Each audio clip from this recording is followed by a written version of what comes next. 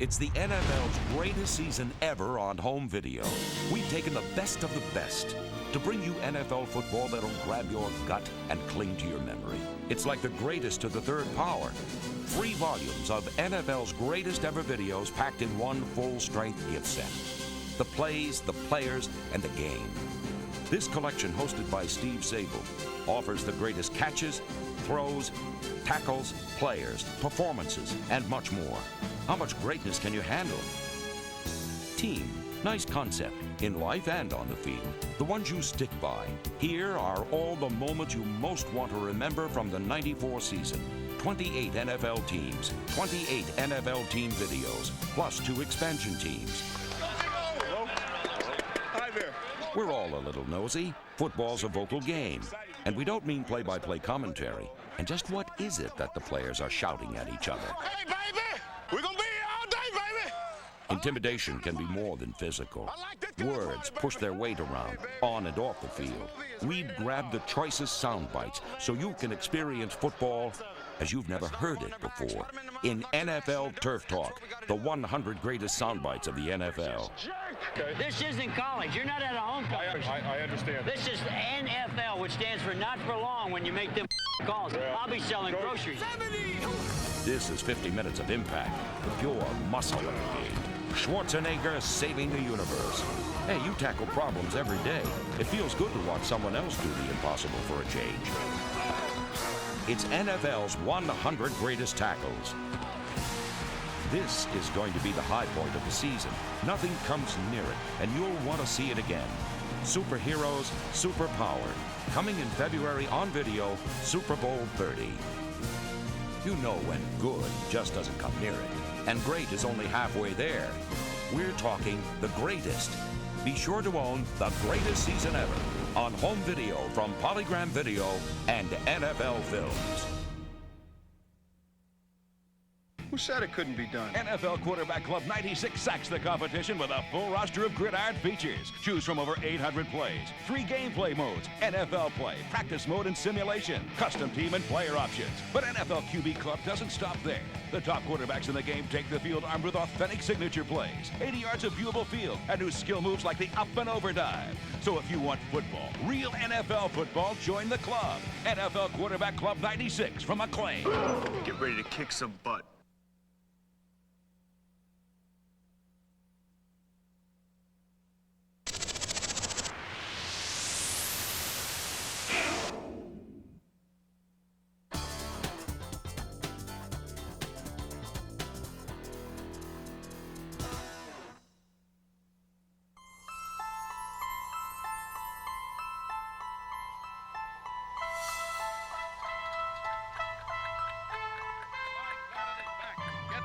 Scampers over the goal line to score on the year.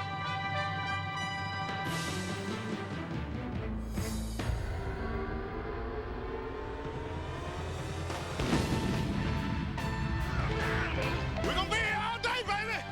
I like this kind of party! Rush the quarterback.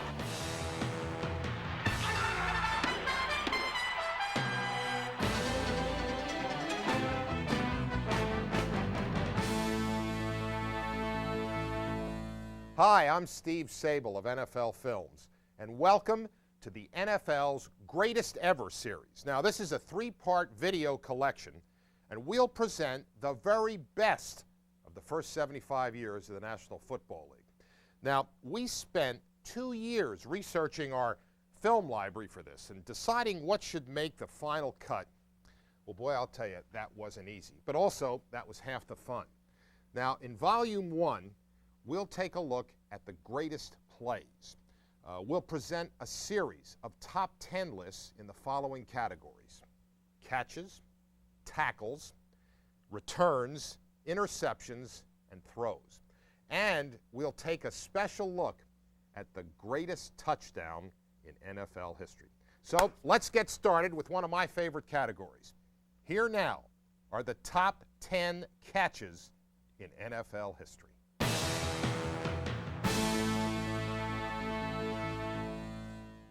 Great catches become even greater when they occur in a game's frantic final seconds.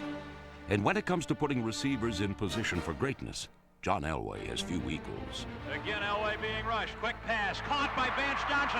Breaks to the 30. Vance... He's engineered 34 fourth-quarter comebacks. 585, hut! Elway hands the ball off to Rivers. Rivers at the 10, at the 5, touchdown! Look at Elway. Never say never. Never say never. This guy will go down as the greatest come-from-behind player in National Football League history. Elway's talent under extreme pressure first gained national prominence in the 1986 AFC Championship. Elway guided the Broncos 98 yards in the game's final minutes. He culminated the drive with a fastball to Mark Jackson, who got low enough to use his body as a third hand. The 10th greatest catch of all time allowed Denver to win in overtime and remains Elway's most dramatic comeback. Good ball line up here. Gotta take it down, fellas.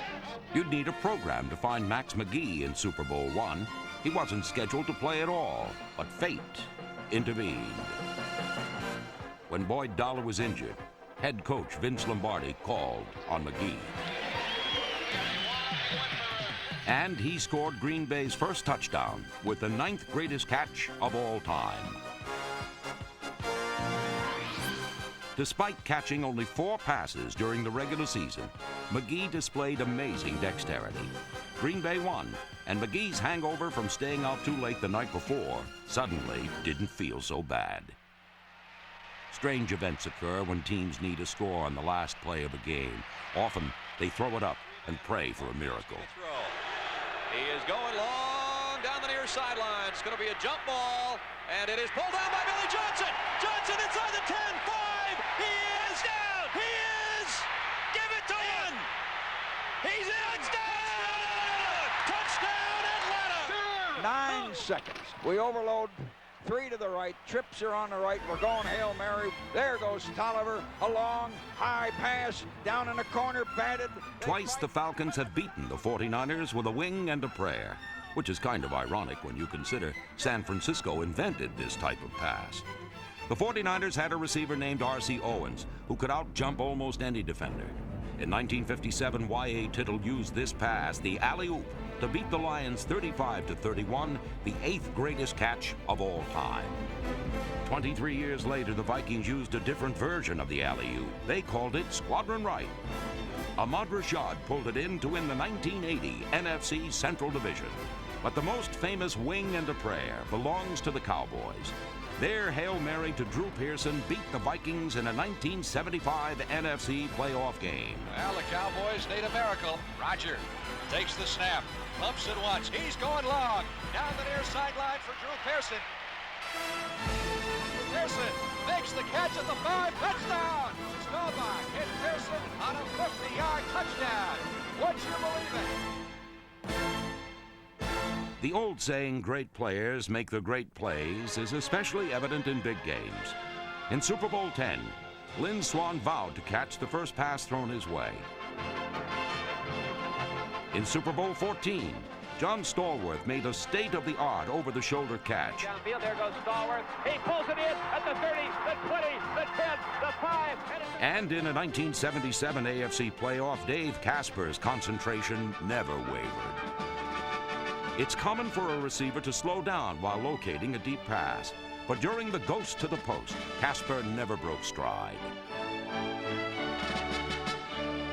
On long throws, receivers must keep their body between the ball and the defender, which is exactly what Stallworth did when Bradshaw called Johnny Go Deep. But the most illustrious example of aerial artistry is Swann's levitating leap, the 3rd greatest catch of all time. None of these 3 were game winners. Casper's catch set up the tying field goal, and in the second overtime period, he personally ended the longest game in Raider history. Stallworth's grab led to Franco Harris's game-clinching score and the Steelers' 4th Super Bowl victory. Swann accented his catch with the Steelers' winning score, earning Super Bowl MVP honors.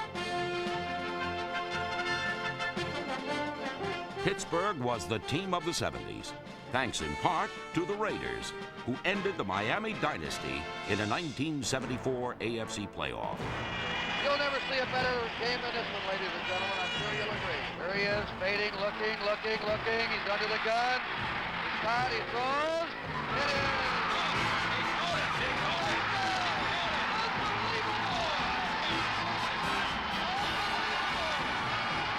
Frankly, it was maybe the greatest football game I have ever seen. It was just incredible. In this sea of hands, Clarence Davis somehow came away with the ball.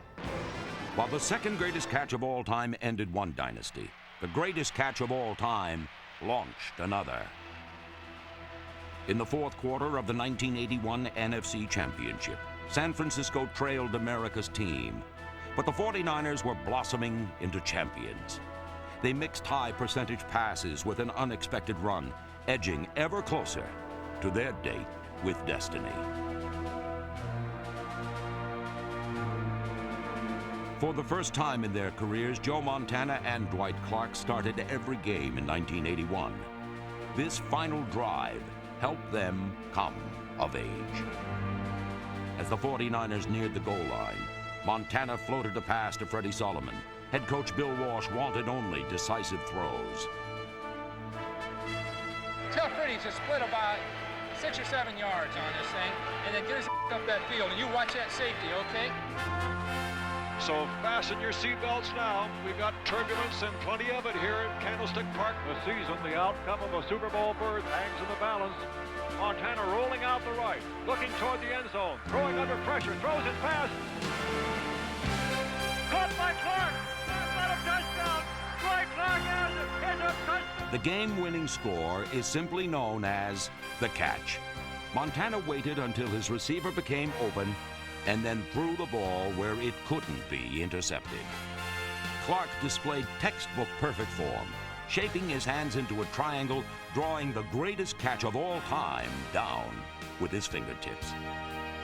Textbook receptions are something to applaud, but there is a storybook quality to the greatest catches of all time.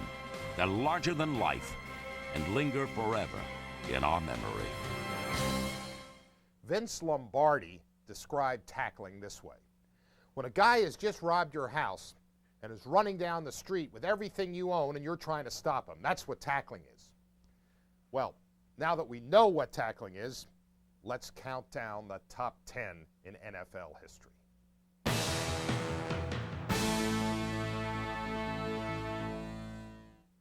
Fourth down at the goal line. About a foot to go. On a goal line stand, football players don't match wits. They bang heads. Elway, hands off. Stopped. Gary Reasons. Great play by Gary Reasons. Threw his body right at Humphrey and crumbled him.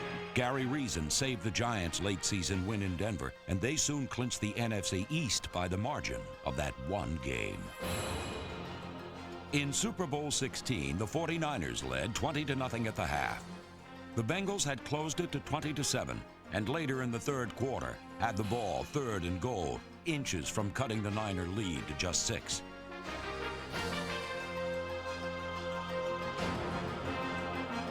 Linebacker Danny Bunn stopped running back Charles Alexander, and the Bengals failed to score. The Niners held on to win their first Super Bowl by just 5 points. In Super Bowl 27, the Cowboys led just 14-7 when they faced down the Bills. To 1 yard line. Giant!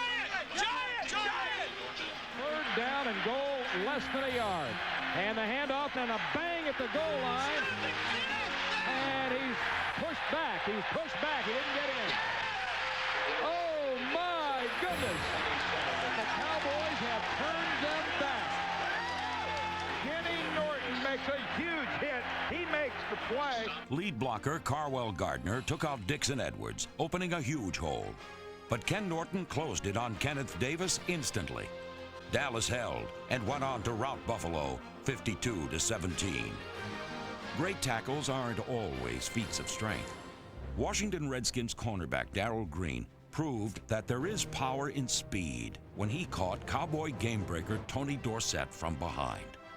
Watch Green, number 28, entering from the bottom of the screen.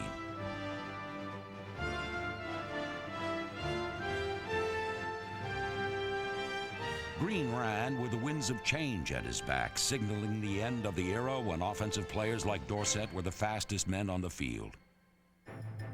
But in the era of the two-way player, the Cleveland Browns' Bill Willis, number 30, did Green one better, chasing down Giants halfback Gene Roberts. Into the clear, and with a blocker in front of him, is pulled down from behind by Bill Willis's diving desperation tackle. Willis preserved the Browns' 8-3 win, and Paul Brown's team advanced to its first championship.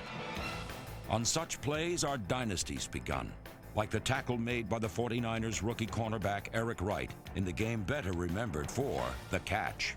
I think the catch was a big play in the game. I think what I would say, especially being a defensive player, is that it's what happened after that play.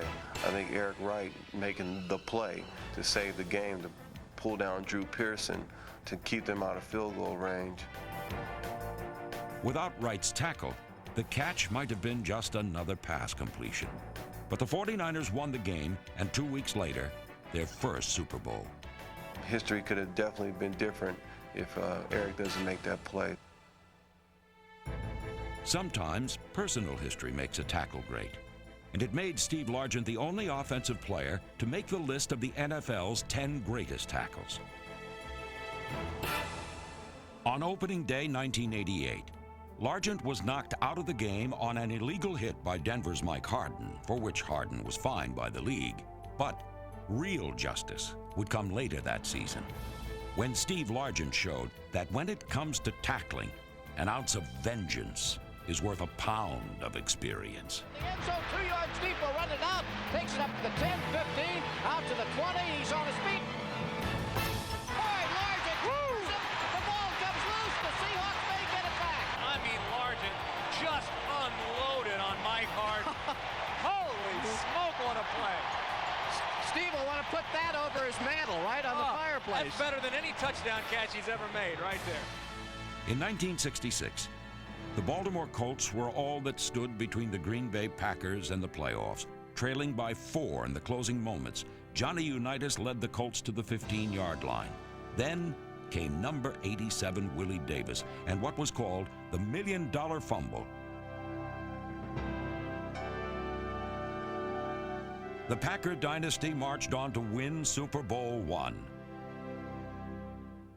Like Unitas, Joe Montana seemed to embody his team's success. He had the Niners on the verge of a record 3rd straight Super Bowl, leading the Giants 13-9 with 10 minutes to play. Then defensive end Leonard Marshall pulled his team off the floor for one last shot at Montana.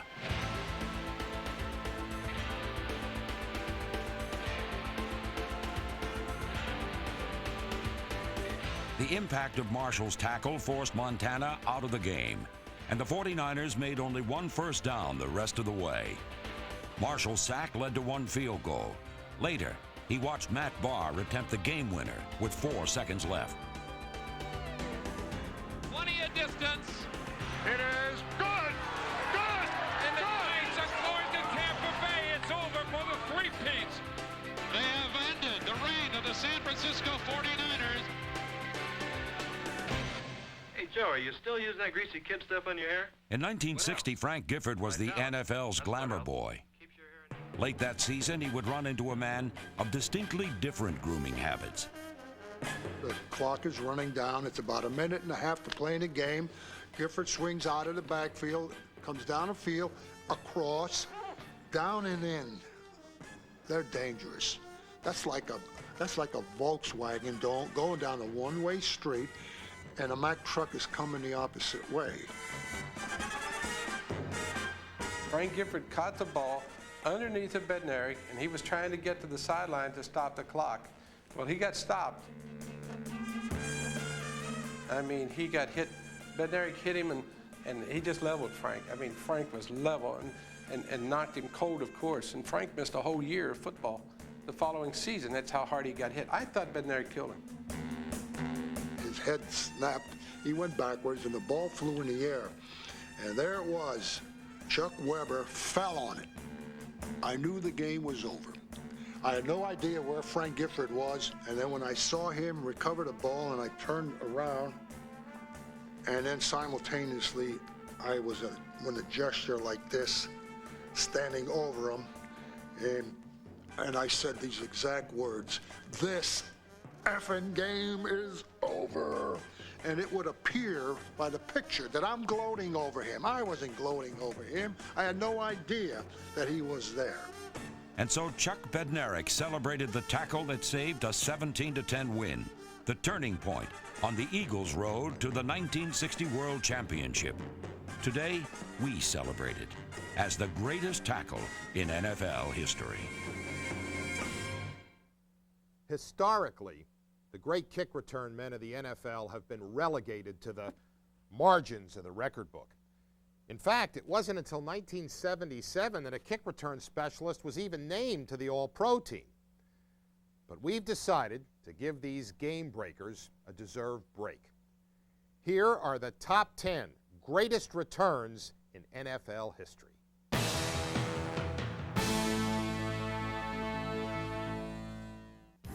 5 days before his NFL debut, Deion Sanders was playing baseball for the New York Yankees.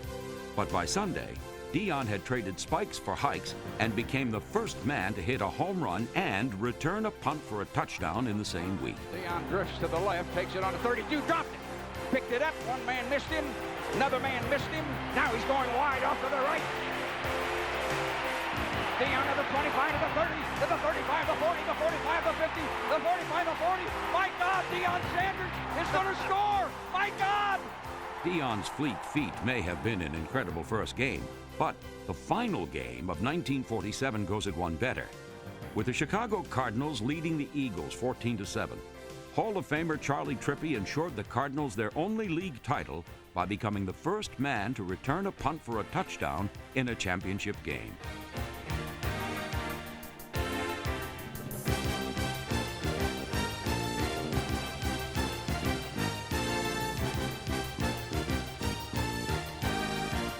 Trippi's trip was nothing compared to the Saints' Charlie Brown's odyssey.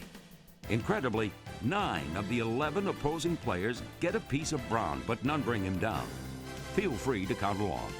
1, 2, 3, 4, 5, 6, 7, 8, and 9. Of course, making 9 men miss is one way to score, but generally the key to a great return is making the first wave of defenders miss.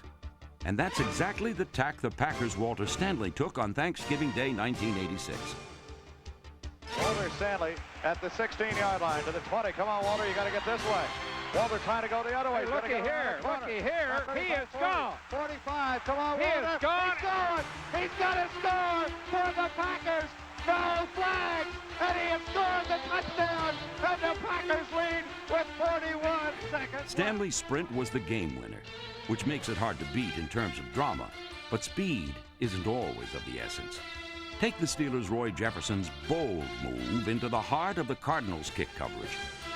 Jefferson doesn't reach top speed until the play is all but decided, but it's a decidedly exhilarating play.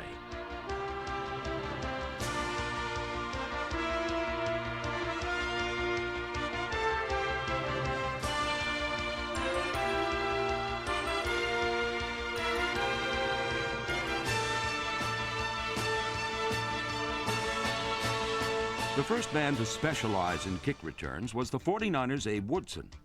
With an array of quick moves, Woodson could go from sitting duck to sitting pretty. The Detroit Lions kick off to the 49ers.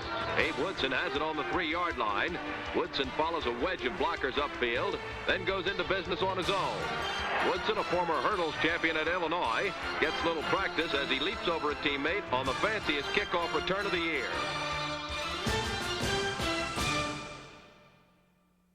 On Thanksgiving Day 1980, the Bears tied the Lions on the final play of regulation. Then, on the kickoff to start overtime, Dave Williams accomplished something which had never been done before and hasn't been done since. Here in overtime, Davey Williams at the 5, to the 10, to the 15, to the 20. Breaks through to the 25, to the 30, coming to the near sideline. He's to the 40, he's to the 50. He may score. He's going to win it. A kickoff return by Davey Williams, 95 yards, and the Bears win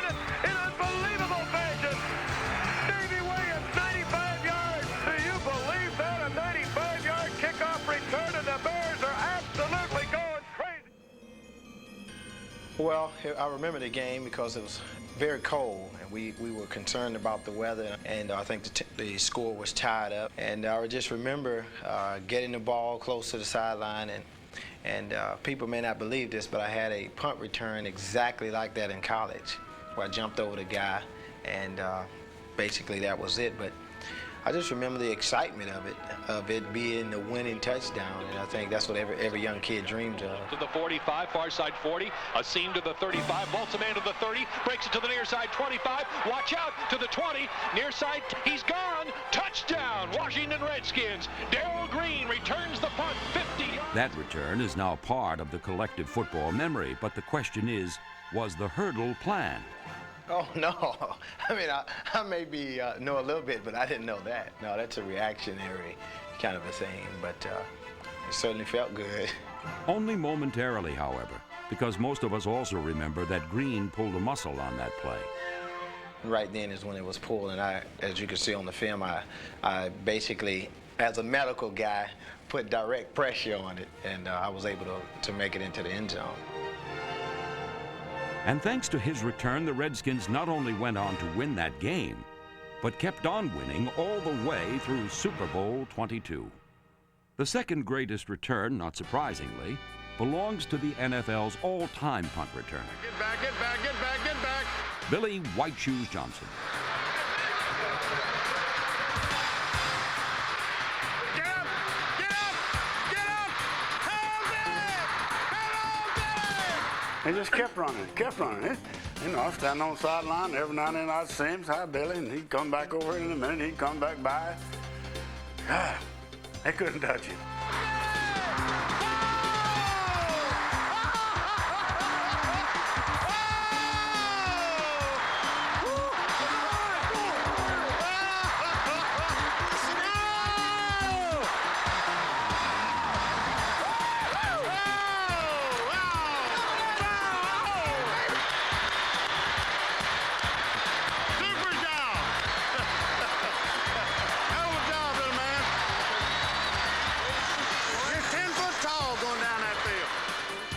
Johnson's uncanny combination of speed and balance makes his selection as the punt return specialist on the NFL's 75th anniversary team an easy pick.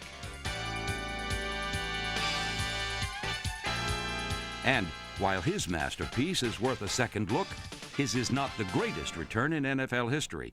That honor was earned nearly 30 years ago on a muddy field in Chicago. It was, by all accounts, a very good day. I scored 6 touchdowns that day. Probably could have scored 8 if they would have let me play because we was going that well. But the last touchdown I scored was an 85-yard punt return, and probably had to work the hardest on that particular run than any other run. And I caught the ball and on the right side of the field, and I made a couple moves, and everybody started flying by me. But it seemed to me the field was very, very dry. I didn't slip at all, and made a couple moves and went for the touchdown. Called the Kansas Comet because of his speed, that nickname also reminded us of his otherworldly abilities. Moving as if propelled by celestial forces, Sayers treated fans to his own version of the divine. To the fans, it was pure magic. To Sayers, the greatest return of all time was simply natural. Did some things going back across the field, faking out some people, and then come sliding by, but Gale kept right on going.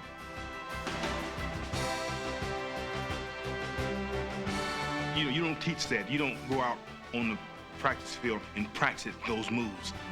You feel those moves within yourself. You feel people around you, and you make a move. But as far as trying to teach it on the practice field, no, it can't be taught. It's a God-given instinct.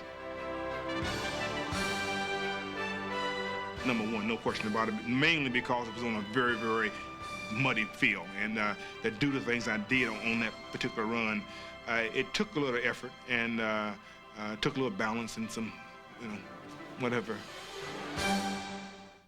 The criteria that we use to select the greatest interceptions of all time are as follows.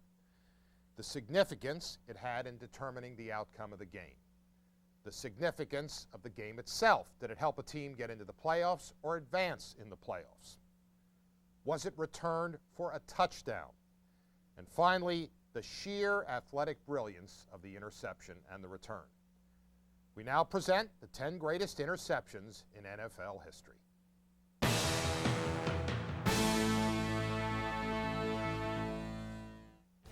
A.J. Dewey was Miami's designated rover, and with the Dolphins leading 7-0, Dewey drifted into the passing lanes to snag his third interception of the day.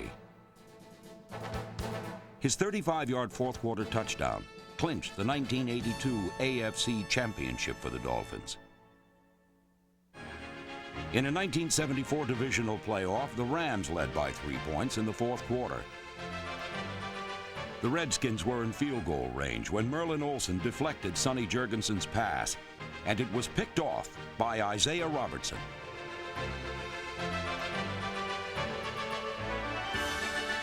He bobbed and weaved 59 yards for the final score, clinching the Rams' first playoff victory since 1951.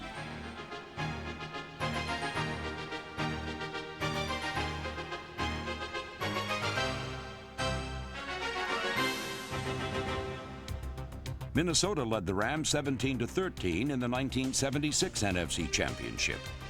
For a brief moment, the Vikings' 4-point lead appeared to be in jeopardy, but Bobby Bryant stepped in to save the game. Minnesota advanced to its 4th Super Bowl.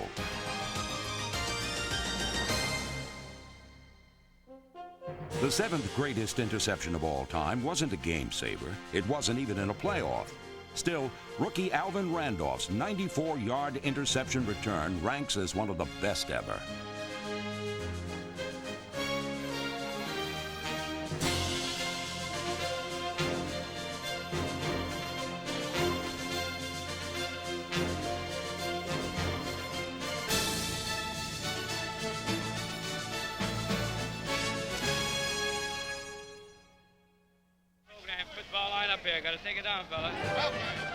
A strong pass rush helped turn the first Super Bowl into a blowout. With the Packers leading 14-10, Willie Wood picked off an underthrown toss and returned it 50 yards.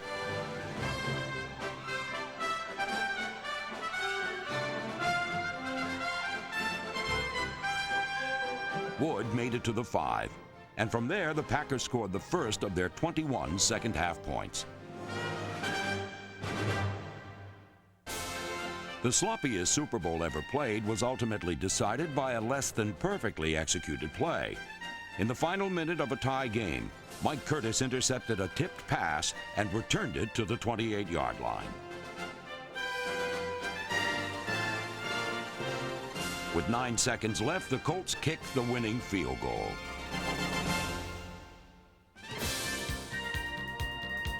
It was an interception that propelled the Dolphins into Super Bowl VI. Leading 7-0 in the second half, Dick Anderson intercepted a deflected pass, and behind a wall of 6 open field blocks, serpentined 62 yards for the score.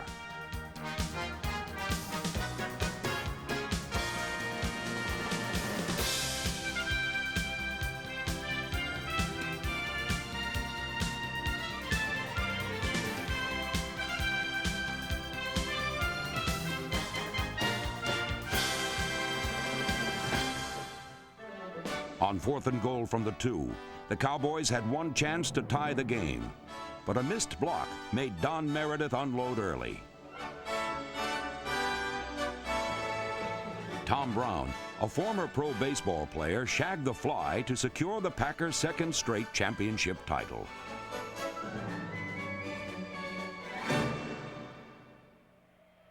The Raiders led 14-12 with 2 minutes remaining, but the Browns were in field goal range. However, they elected to go for 6. The red slot right, halfback stay 88. Let's go. It's known as the mistake by the lake, but let there be no misunderstanding. Mike Davis planned it all the way.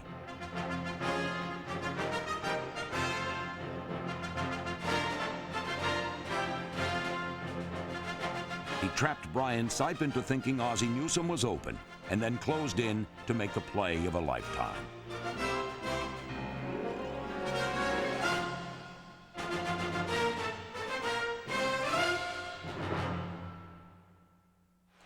The Eagles had come back from a 21-point deficit without their quarterback, Randall Cunningham. Randall's hurt. Randall's coming off with a limp, and the Jet fans are cheering. Trailing by 2 points in the fourth quarter, Eric Allen picked his way through a maze of tacklers, going 94 yards with the greatest interception in NFL history. Intercepted by Allen, spinning at the 10, out to the 15, the 20, cutting to his left at the 25-30. Allen at the 40, Allen at the 45-50, 45-40. Eric Allen down the far sideline, stepped over a man. He's going to go!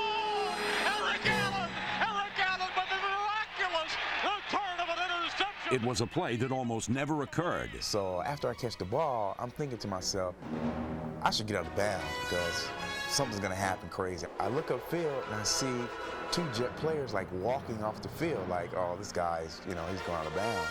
So I say, hold up. I'm going to try and get as many positive yards as I can. And I seen the hole open up. And I said, if I can make it through the hole, I can make something happen. Right there, I'm looking, and this is the hole I need to get through. I heard a lot of people pitch at the ball, we come this way, do that, So I kind of veer off left, and Ben comes, and he gets the block on Mitchell for me. It's clear sailing after that. And so I look straight, and I see Randall there with crutches. Should be in a museum. Just gave him the ball and said, hey man, we're all with you, and have a good workout and come back as soon as you can. I said it was 94 yards, but it seemed like about 200. Eric Allen's interception, the greatest in NFL history. There's nothing prettier or more dramatic in the game of football than a perfectly thrown pass. Unfortunately, delivering that perfect pass is one of the most difficult feats in all of sports. A quarterback must combine a strong arm with a delicate touch and a crisp sense of timing. And he has to avoid 300-pounders who are trying to dismantle him. Here are the greatest throws in NFL history.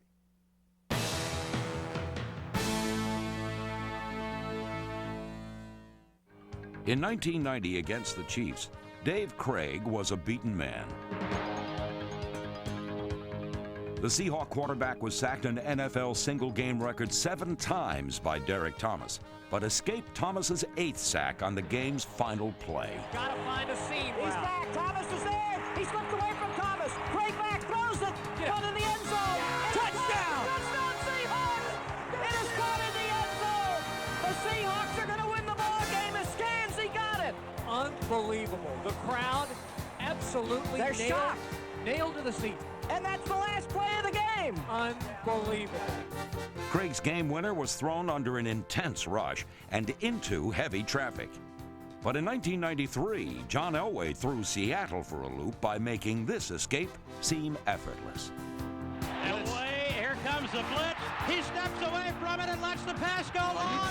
He's going for a touchdown. You're kidding me. Elway was submerged, jumps up, and throws a strike to Shannon Sharp at the 4-yard line. Well, you gotta be kidding me. This is a great throw. This is about as good a throw as I've ever seen him make.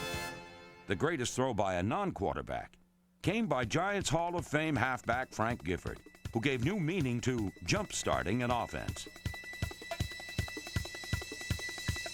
Gifford's jump pass helped beat the Browns and propelled the Giants into the 1958 playoffs. But the high-flying acrobatics of Gifford were in direct contrast to the down-in-the-dirt, in-your-face toughness of Johnny Unitas. I remember in Chicago, my particular man that I was blocking hit him and tore all his mouth loose. He had about 17 or 20 stitches put in it. And we was trying to stop the blood on the field from bleeding. And Alex Sandusky reached down and picked up a hand of mud. He thought to pack his nose full of mud, we could stop it from bleeding, but the blood just kept coming. We had 8 seconds or 9 seconds left on the clock.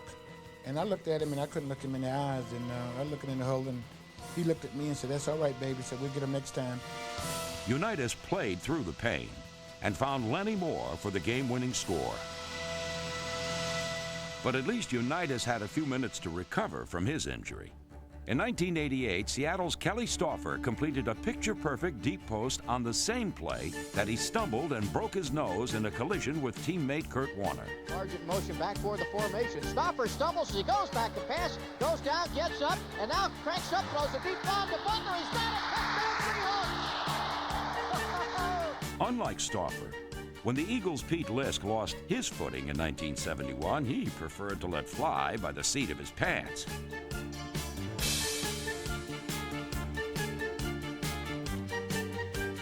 But the greatest improvisational throw came in 1982, courtesy of Houston's Archie Manning.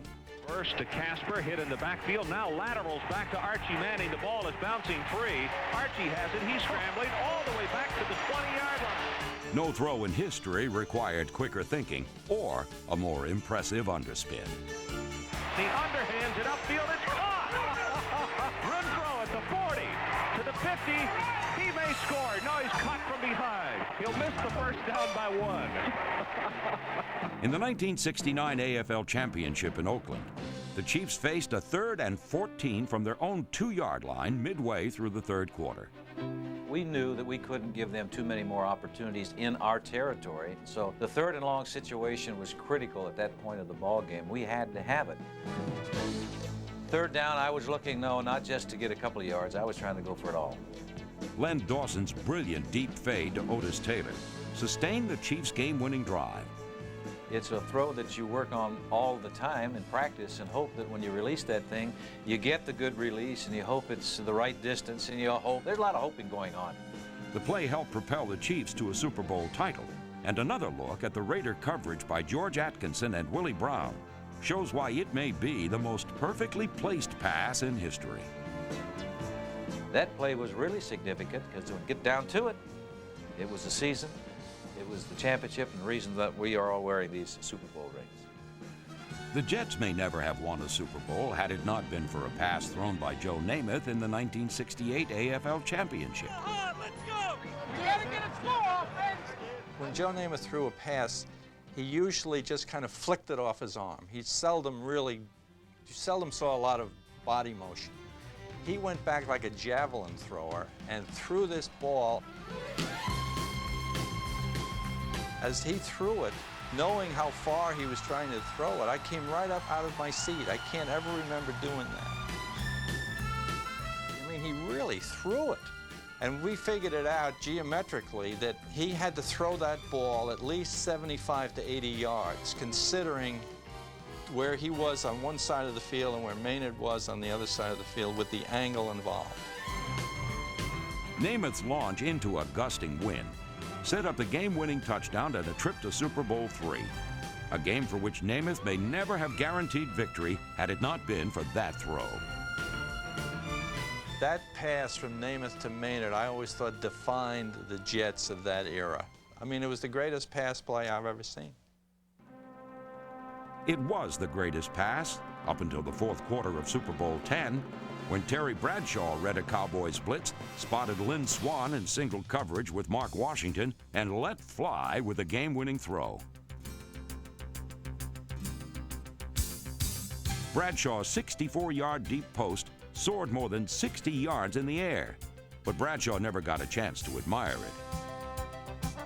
On the play, Bradshaw was knocked senseless by Larry Cole after standing in against a relentless Dallas rush.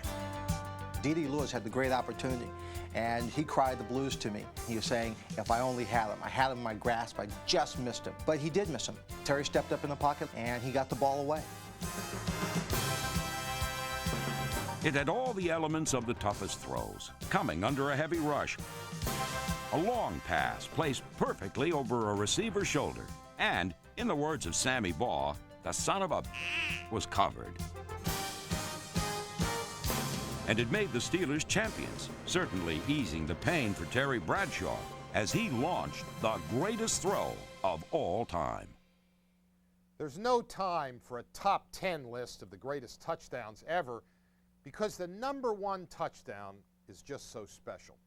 In fact, we've decided to take an in-depth look at the most memorable play in the NFL's 75-year history, the Immaculate Reception.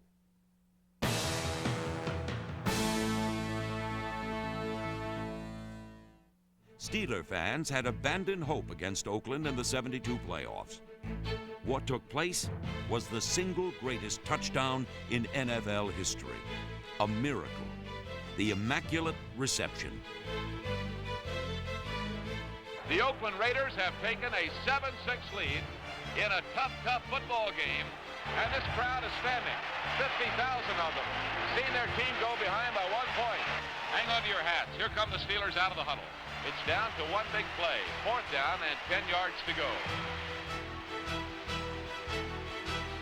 Harry Bradshaw at the controls. And Bradshaw back and looking again. Bradshaw running out of the pocket, looking for somebody to throw to, fires it downfield. And there's a collision. It's caught out of the air. The ball is pulled in by Franco Harris. Harris is going for a touchdown for Pittsburgh. Probably one of the greatest plays in the history of professional football. Seemed hopeless, obviously. And I remember taking a snap and dropping back and going. We're just trying to get a first down. And because, I mean, we had no big play threats at the time and got pressure up the middle. Boy, I had to scramble. Guy got his hand on me and I was able to get rid of him and got to the right. Guy came up and put his hands up in my face and I moved back to the left. Another guy came at me and I just cut loose with everything I had on him. I got these bodies on me and I'm laying down on the field and I hear this huge roar. I'm telling you, I knew this is a roar for good things. This is not a roar for bad things. Something great has happened. The roar was unbelievable. And when I finally got up, people were coming off on the sideline. People were grabbing me and trying to pick me up. And I was, what happened? What happened? I didn't know what happened until we had gone inside in the locker room. It was just unbelievable. When I reached the Steelers, I had this drive in me that I wanted us to be number one. And in that playoff game, it went down to the wire. And I just told myself, Franco, just play it all the way through. Franco Harris pulled in the football. I don't even know where it came from. Bradshaw took the snap. He drops back. I look at him. I look at Franco. Franco's doing nothing. He missed his block. Bradshaw scrambles out that way. Franco comes jogging down the field. Half speed. He's my man. I'm jogging half speed with him. I saw Bradshaw throw the ball. I shot over to help make the tackle. Meanwhile, Franco, who had just drifted over there, it goes right to him. Had I been as lazy as Franco, that ball would have come to me at waist high. Now I spin around, I still can make the play. Mick Macon, who no one ever would remember, their tight end, smart player, dives right in the back of my legs. What's he got to lose? They're going to lose the game anyway. The biggest clip ever. No clip called. I remember laying on the ground watching Franco run down the sideline, just could not believe it happened. I thought we got taken. The word is stronger than that by everyone. And we should have had that football game, but we didn't get it. But to his credit, Mr. Rooney got it. He was in an elevator. He didn't even see the play. He was going down in the locker room. He told me later to congratulate this guy for having a great season. He thought they lost, which they should have. But there was nothing we were going to do to prevent it. And it's one of the great moments in National Football League history. It was a mistake, but it was one of those things. It was I guess it was an honest mistake, and Fuqua knows he hit it, and it should have been our game. It is said that luck is unpredictable, but talent takes advantage of it. The Steelers certainly did that, and to this very day we dream of that incredible play and of the next great touchdown waiting to amaze us all, just over the horizon, from out of nowhere.